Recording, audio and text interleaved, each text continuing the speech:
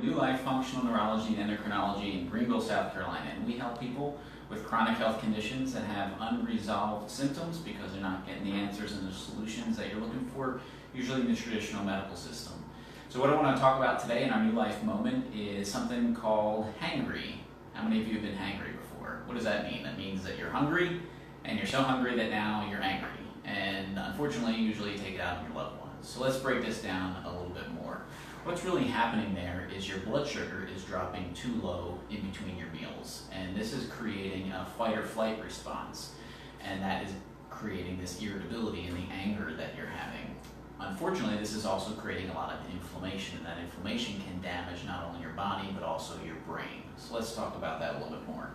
What's happening is that during this hangry period, the fight or flight response, you're creating an inflammatory compound called interleukin-6. That IL-6 can actually damage and destroy tissue, and this can actually make any current underlying conditions or chronic issues that you're having much worse. So for example, if you have autoimmunity to your thyroid or just thyroid disease in general, Hashimoto's or otherwise, it's going to make that a lot worse, and it's going to further enhance the destruction of your thyroid and make it worse. So if you have thyroid disease or some other issue, blood sugar is a key component that you want to make sure that you're addressing because it's going to make things worse.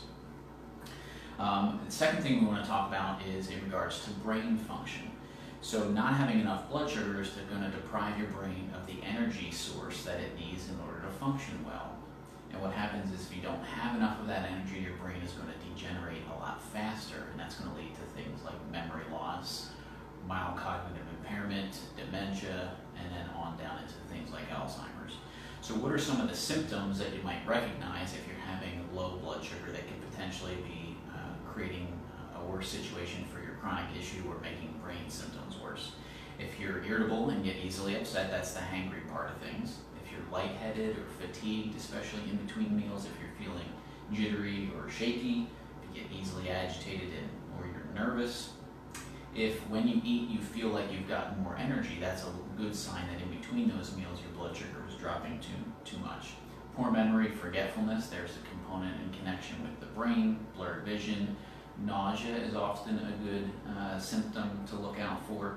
If your energy is crashing around 3 or 4 in the afternoon, that's a great sign that your blood sugar is dropping too low, as is waking up in the middle of the night. So if you have a symptom of you're waking up at 3 o'clock every morning, that's a good indication that you've got some blood sugar issues.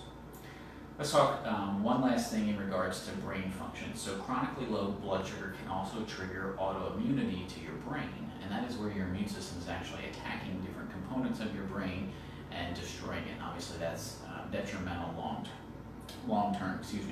So when that blood sugar is dropping too low, that can trigger that autoimmune process. So some of the symptoms that you might want to look out for that might indicate you have some autoimmunity to the brain include that fatigue or crashing, especially in the afternoon, or just crashing with mild exertion. So if you notice that activities you used to be able to do pretty easily now are causing you to crash, so to speak, with just mild exertion, that's a good sign of brain autoimmunity. Brain fog, memory loss, anxiety or depression, ADD or ADHD symptoms or other spectrum disorders, and poor balance as well. So if you have these symptoms, preventing these low blood sugar episodes is really important long term. And if you want to function optimally and slow that process, you have to control those blood sugar issues. So here's some ways to do that. Number 1, don't skip meals, especially breakfast is very important. Number 2, avoid sugars and processed carbohydrates, which means for that breakfast you should not be eating things like cereal or French toast. Eat plenty of vegetable fiber and healthy fats. Minimize caffeine, especially if you're using caffeine to function. You also want to make sure that you're eating something every couple of hours, especially if in between those meals is when you feel like you're getting hangry. Make sure you're eating a snack that has high protein, high fat. And then avoid foods that you are sensitive to, especially if you've already had some food sensitivity testing, or if you've not yet, you want to give it a try. Eliminate gluten and dairy is a good place to start. There's also some different herbal and nutritional compounds that can be very effective in helping to stabilize blood sugar as well. If you want to find out how we might be able to help you with symptoms of being hangry and anything that we talked about today, we offer you to call the office and schedule a free consultation. The number is 864-757-8500. You can also go to our website, renewingfunction.com. Scroll down just a bit, click on the button that says schedule a consultation, and our team will get back to you to go ahead and get you on the schedule to see if we're a good fit to work together. Thanks for watching today. Have a great day. We'll see you next time.